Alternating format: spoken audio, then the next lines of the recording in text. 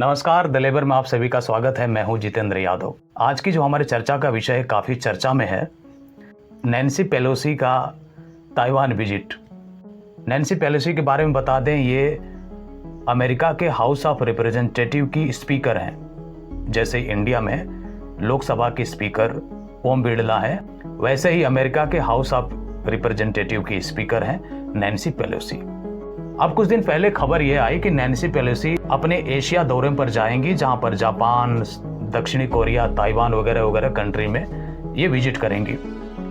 अब Nancy Pelosi Taiwan में visit करने वाली हैं, ये खबर लगी इनको चाइना के प्रेसिडेंट शी जिनपिंग। और जब ये खबर इनको लगी, गुस्सा गए, खिसिया गए एकदम से, और गुस्से में आके फोन किए जो बाइडेन को, अमेरिका के प्रेसिडेंट को। बोले, mister president, What is going wrong with you?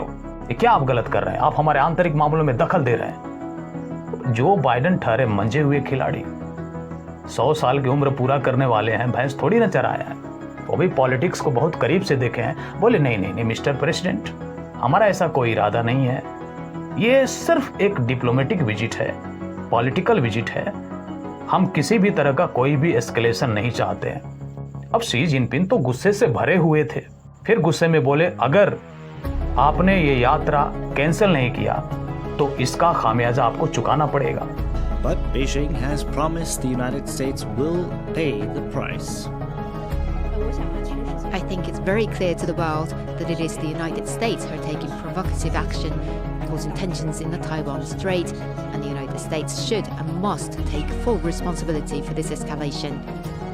The US side will pay the price for undermining China's sovereign security interests. Biden इनकी बातों को सुनते रहे, ये बोलते गए, बोले कि हम मिलिट्री रूप से जवाब देंगे, हम सैन्य कार्रवाई करेंगे अगर इनका विजिट होता है तो। और लास्ट में ये भाई साहब एक बात बोल गए जो अमेरिका के दिल पे आके लग गई, अमेरिका के साख की बात आ गई, अमेरिका के नाक की बात आ गई। इन्होंने बोला, आपकी स्क्रीन पर इसका इंग्लिश तर्जुमा है, मैं हिंदी आपको बताता हूं। इन्होंने कहा कि अगर आग से खेलोगे तो जल जाओगे, एकदम फिल्मी अंदाज में। अमेरिका ने बोला कि साला बहुत बोल दिया ये तो, अभी तक मिलिट्री कार्रवाई करेगा, आंतरिक मामलों की बात कर रहा था, तभी तक तो ठीक था, ये आग से खेलने की बात कर रहा है, हम तो आग से ही खेलते हैं। जो बाइडेन उसके बाद बोले, मिस्टर प्रेसिडेंट, हम देखते हैं, आप शांत हो जाइए। और अपने ऑफिशियल्स को बोल दिए कि नैन्सी पेलोसी की ताइवान की यात्रा कैंसिल नहीं होनी चाहिए, क्योंकि अब बात है अमेरिका के रुतबे की। और मैं एक बात बता दूं आपको, अगर चाइना की धमकी से अमेरिका मान जाता, नहीं भेजता, तो दुनिया भर में ये मैसेज जाता कि अमेरिका चाइना की धमकियों से डर गया, यानी चाइना अपने आप पावरफुल हो जाता, जो वो बनने की कोशिश कर रहा है।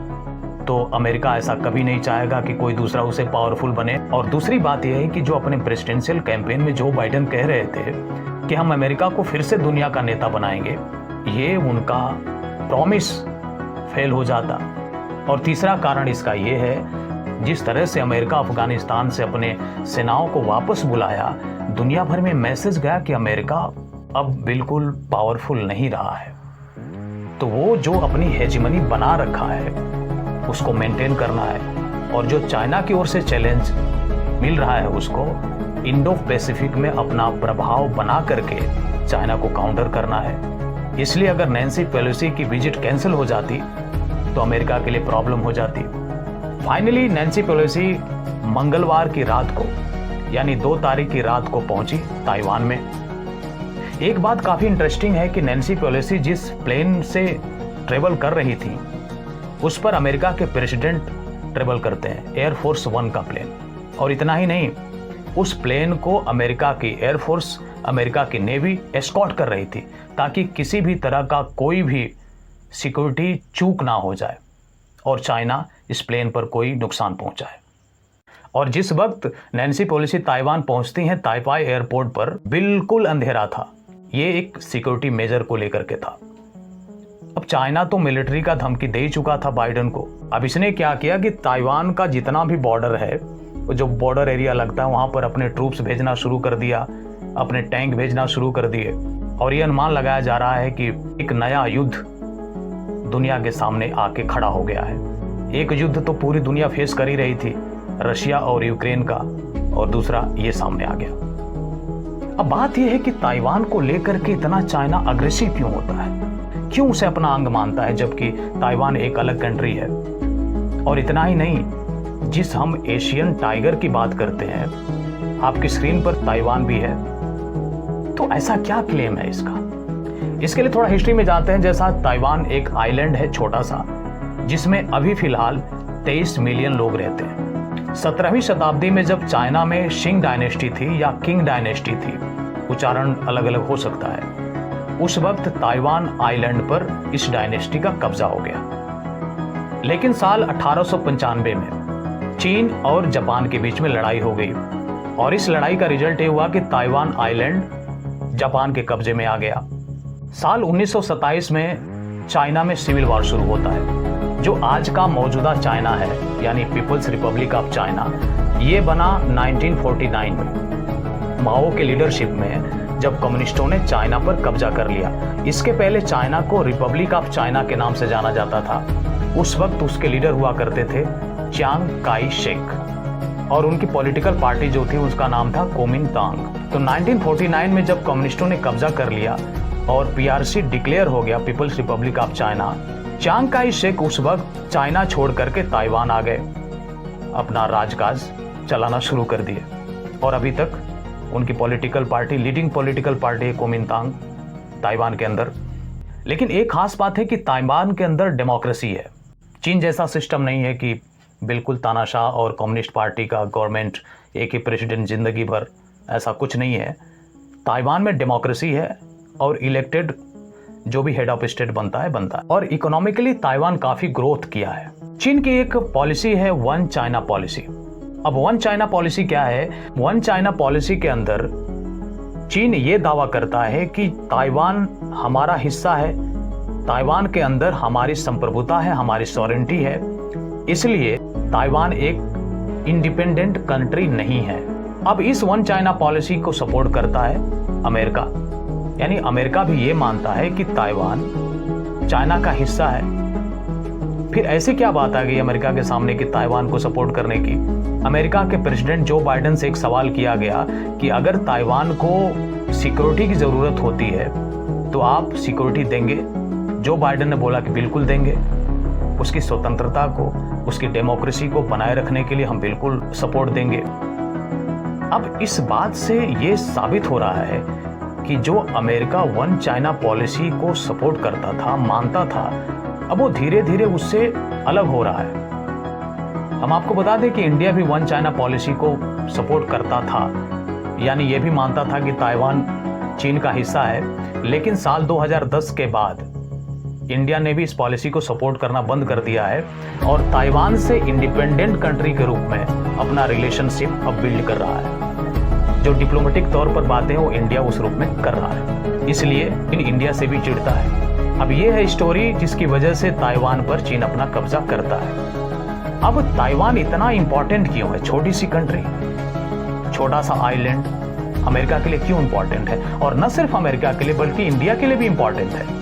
इसका स्ट्रेटेजिक इंपॉर्टेंस है। स्ट्रेटेजिक इंपॉर्टेंस ये है कि जो अमेरिका की इंडो पैसिफिक पॉलिसी है, जिसके तहत एशिया रीजन में अपना प्रभाव बनाना चाहता है और चाइना के प्रभाव को मिनिमाइज करना चाहता है, रोकना चाहता है।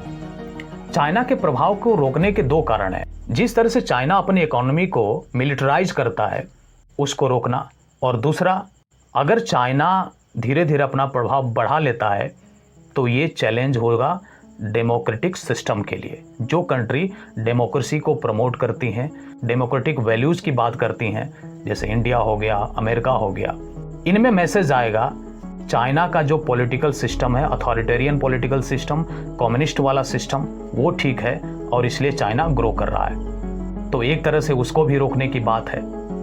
दूसरा है इकोनॉमिक फैक्टर। इकोनॉमिक फैक्टर ये है कि जितने भी इलेक्ट्रॉनिक सामान बनते हैं, खासतौर पे मोबाइल फ़ोन, लैपटॉप या फिर जो गेम के प्रोडक्ट होते हैं, उनमें जो चिप लगती है, चिप प्रोडक्शन में दुनिया की सबसे बड़ी कंट्री है। दुनिया में जितनी भी कंट्री चिप बनाती हैं उनका 65% प्रोडक्शन ताइवान अकेले करता है। तो दो ये मेजर कारण है। ये जो एस्केलेशन बढ़ता रहता है ताइवान और चाइना के बीच में, इसमें ताइवानी लोग क्या सोचते हैं? ताइवानी लोगों का कहना है कि चीन और ताइवान के बीच में कभी भी मिलिट्री रूप से एस्केलेशन नहीं हो सकता है, मिलिट्री रूप से कॉन्फ्लिक्ट नहीं हो सकता है। हाँ, थोड़े बहुत पॉलिटिकल लेवल पर डिस्प्यूट है, लेकिन बड़ी लड़ाई नहीं होगी या फिर मिलिट्री रूप में बड़ा चीज नहीं होगा। और ये जो रिपोर्ट है ताइवान पब्लिक ओपिनियन फाउंडेशन की है। एक और रिपोर्ट आई थी, वो रिपोर्ट ये बताती है कि जो 23 मिलियन लोग हैं ताइवान के अंदर, वो खुद को ताइवानी मानते हैं या चीनी मानते हैं या फिर ताइवानी और चीनी दोनों मानते हैं। तो आप इस स्क्रीन पे देख सकते हैं जो ग्राफ है, सिर्फ ताइवानी मानने वालों का ग्राफ ऊपर है, दोनों मानने वालों का ग्राफ मिडल में है, और जो खुद को सिर्फ चीनी मानते हैं उनका ग्राफ नीचे जा रहा है। यानी यहाँ पर जो मेजॉरिटी लोग हैं खुद को ताइवानी मानते हैं। अब इसमें इंडिया को क्या फायदा है? इंडिया को भी फायदा है। इंडिया इस पूरी घटनाक्रम को बहुत ही सावधानी से देख रहा है, समझ रहा है। इंडिया को फायदा यह है कि इंडिया का और चाइना का टेंशन हमेशा बना रहता है। अब इसको ऐसे समझ सकते हैं कि इंडिया के प्रधानमंत्री, रक्षा मंत्री जब अपने इंडिया के पूर्वोत्तर के प्रदेश अरुणाचल में जाते हैं तो चाइना के पेट में दर्द हो जाता है, बोलता है नहीं नहीं ये तो हमारा हिस्सा है। जो दावा करता है उसकी जो माओ की पॉलिसी है उसके हिसाब से उसकी पॉलिसी उंगलियां और हथेली का जो नियम है आपकी स्क्रीन पर दिख सकता है। हथेली है तिब्बत और उंगलियों के नाम दिए हुए हैं। तो अमेरिका का बढ़ता हुआ प्रभाव चाइना को काउंटर करेगा, जिसका फायदा इंडिया को होगा। और इंडिया से अमेरिका के रिलेशन तो बहुत अच्छे चल रहे हैं और इंडिया गवर्नमेंट ने ताइवान के साथ, जैसा मैंने बताया, कि अपने रिश्ते भी सुधारना शुरू कर दिया है। अब देखना है कि आगे क्या होता है, लेकिन एक बात तो स्पष्ट है कि जिस तरह से चाइना का राइज हुआ इकोनॉमिक, जो कहते हैं ना full rise of China, China का पीसफुल राइज हो चुका है। अब वो मचल रहा है, इकोनॉमिक रूप से काफी मजबूत हो गया है और मचल रहा है कि हमें लड़ना है। बिल्कुल परेशान है, वो हमेशा एस्केलेशन करता रहता है। इंडिया के साथ तो हमेशा उसका टेंशन ही बना रहता है। लेकिन मुझे व्यक्तिगत तौर पे ये लग रहा है चाइना मिलिट्री रूप से कॉन्फ्लिक्ट तो पैदा जरूर करेगा, लेकिन अपने इकोनॉमी की कीमत पर नहीं, क्योंकि चाइना की मिलिट्री की ताकत जो बेस है उसकी इकोनॉमी पे टिका हुआ है। अगर एस्केलेशन कोई करता है तो उसकी इकोनॉमी पर असर पड़ेगा, जो वो कभी चाहेगा नहीं। और इसका हम एग्जाम्पल ये समझ सकते, जब इंडिया और चाइना के बीच में डोकलाम में जब विवाद हुआ, इंडियन गवर्नमेंट ने चाइना के बहुत सारे ऐप्स को बैन कर दिया, चाइना के प्रोडक्ट को बैन कर दिया, बैकफुट पे आ गया चाइना। तो इससे हम ये समझ सकते हैं कि जो चाइना की मजबूती है, यानी वहाँ उसकी इकोनॉमी, वो उसकी कमजोरी भी है। और चाइना आज तक कोई बड़ी लड़ाई थोड़ी ना लड़ा, कभी भी 1 to 1 नहीं किया, हमेशा छुप छुप के वार किया। जब मैदान में आएगा तब तो पता चलेगा ना कितना मजा है लड़ाई लड़ने में। वही हो जाएगा। एक मूवी आई थी सनी देओल की, उसमें डायलॉग था, खुले मैदान में शेर का सामना करोगे तो मर्द बनने की गलतफहमी दूर हो जाएगी। एक कदम, तू कभी चिड़ियाघर गया है? चिड़ियाघर? वहाँ पिंजरे में बंद शेर पर बच्चे भी मुंह भलियां फेंक कर मारते हैं। और बात, मैदान में खुले शेर का सामना करोगे, तुम्हारे मर्द होने की गलतफहमी दूर हो जाएगी। गोविंद, चिल्लाओ मत। अच्छा, एक बात और इम्पॉर्टेंट है जो मेंशन करना भूल गया, वो ये है कि शी जिनपिंग आने वाले समय में भी खुद को एक प्रेसिडेंट के तौर पे बना के रखना चाहते हैं। चीन की कम्युनिस्ट पार्टी के अंदर एक धड़ा ऐसा भी है जो शी जिनपिंग को पसंद नहीं करता है। इसको बना के रखते हैं तो उनको पॉलिटिकल तौर पे फायदा होगा, लेकिन देखते हैं आगे क्या होता है घटनाक्रम। इस पर नजर हम बनाए हुए हैं बहुत सरसरी तौर पर। तो आज के कार्यक्रम में बस इतना ही। हमारा प्रोग्राम आपको पसंद आया हो तो आप हमारे प्रोग्राम की इस वीडियो को लाइक कर दीजिए। चैनल पे नए हैं तो सब्सक्राइब कर सकते हैं। कमेंट करना बिल्कुल ना भूलें, कमेंट करते रहें और मूड हो तो शेयर भी कर सकते हैं। बहुत बहुत धन्यवाद।